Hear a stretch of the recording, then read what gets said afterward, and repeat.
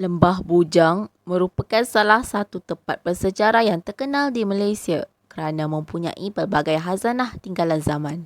Kedudukan Lembah Bujang adalah merangkumi kawasan seluas 144 batu persegi dengan pembatasan Bukit Coras di bahagian utara, Sungai Munda di bahagian selatan, Selat Melaka di bahagian timur dan Lebuh Raya Utara Selatan di bahagian barat.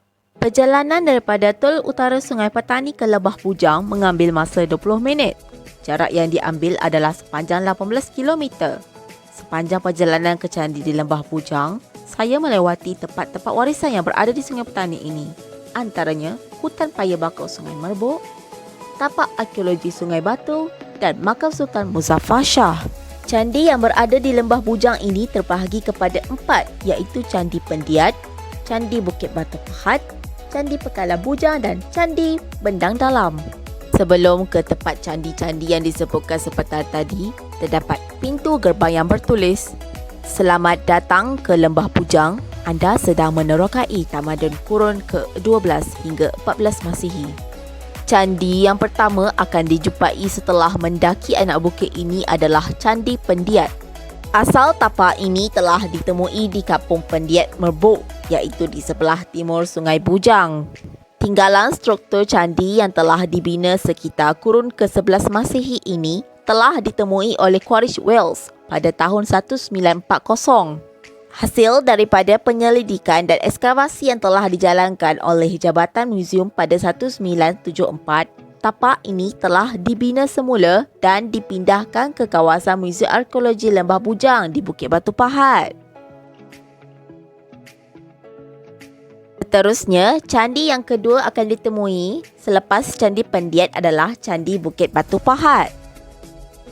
Candi Bukit Batu Pahat merupakan candi induk kepada candi-candi lain di Lembah Bujang. Candi ini merupakan salah satu tapak yang telah ditemui oleh Quaritch Wells semasa beliau melakukan survei arkeologi di Lembah Bujang pada tahun 1936 hingga 1937.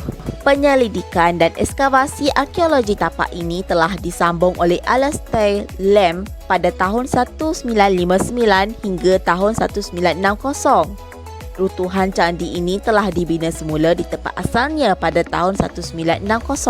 Quaritch Wells telah memberi tarikh candi ini dibina pada abad ke-7 hingga ke-8 Masihi. Seni bina candi ini berunsur Hindu Siva dengan Vimana dan Mandapa sebagai struktur utamanya. Bahagian Vimana dan Mandapa adalah bersambung antara satu sama lain dengan keseluruhan bangunan candi ini adalah 27 meter kali 12 meter kali 2 meter. Bahan binaan utamanya ialah batu granit yang dipahat dari batu hampa yang terdapat di tebing Sungai Merbuk kecil yang mengalir berhampiran tapak ini. Penyelidikan arkeologi membuktikan bahawa atap candi ini diperbuat daripada daun nipah dan mempunyai asas pelapik tiang berjumlah 67. 39 asas pelapik tiang berada di bahagian Vimana dan 28 asas pelapik tiang berada di bahagian Mandapa. Quaritch Wells telah memberi tarikh candi ini dibina pada abad ke-7 hingga ke-8 Masihi. Selepas itu, dengan berjalan kaki beberapa meter ke sebelah kiri Candi Bukit Batu Pahat, terdapat sebuah candi yang diperbuat daripada batu bata iaitu Candi Pengkalan Bujang. Asal tapak candi ini di Kampung Pengkalan Bujang Merbuk yang terletak di tebing sebelah timur Sungai Bujang. Candi ini ditemui berkembar dengan tapak 22 Candi Pengkalan Bujang oleh Quaritch Wells pada tahun 1936. Pada tahun 1976 dan 1977, candi ini telah diekskavasi, dibina semula dan dipindahkan ke kawasan Muzium Arkeologi Lembah Bujang yang terletak di Bukit Batu Pahat oleh Jabatan Muzium dan Antiquiti. Di bahagian atas bukit ini pula, terdapat candi yang terakhir iaitu Candi Bendang Dalam. Asal tapak candi ini ditemui di Kampung Bendang Dalam Merbuk, iaitu di sebelah barat Sungai Bujang.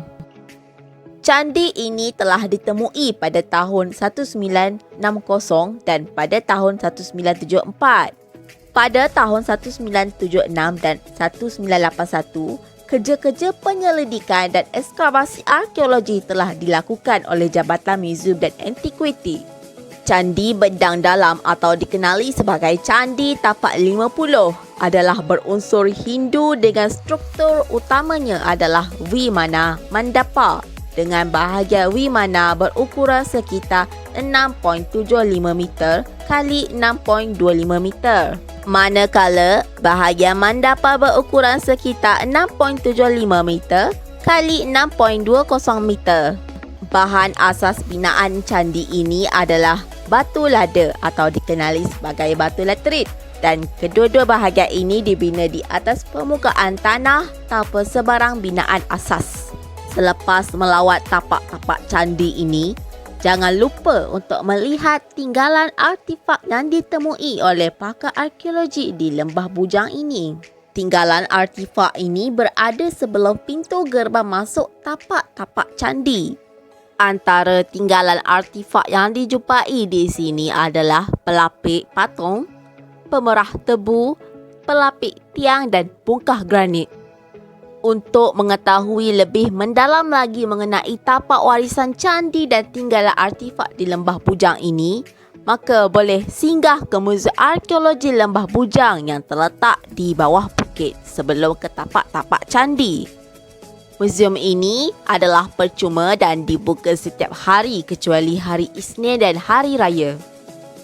Artifak arkeologi yang dipamerkan dalam muzium ini merupakan bahan-bahan yang membuktikan bahawa Lembah Bujang merupakan pelabuhan antarabangsa dan pusat perdagangan yang telah dikunjungi oleh pedagang-pedagang yang menguasai jalan perdagangan laut antara negara-negara di timur dan barat, terutama pedagang-pedagang Cina, India, Arab, di samping pedagang-pedagang Melayu dari Kepulauan Melayu yang menguasai rempah, ratus dan hasil hutan eksotika untuk pasaran timur jauh sejak kurun ke-5.